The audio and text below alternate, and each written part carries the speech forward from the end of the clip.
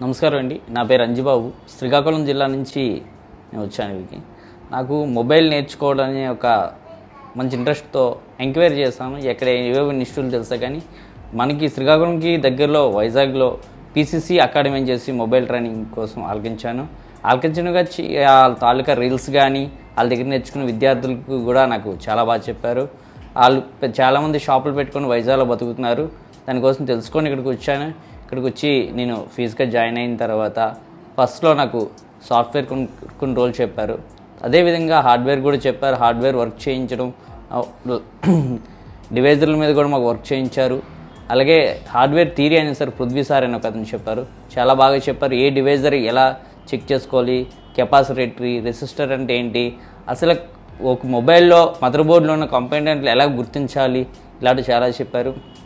ఈరోజు 30 రోజులైంది నీ ట్రైనింగ్ నేర్చుకొని.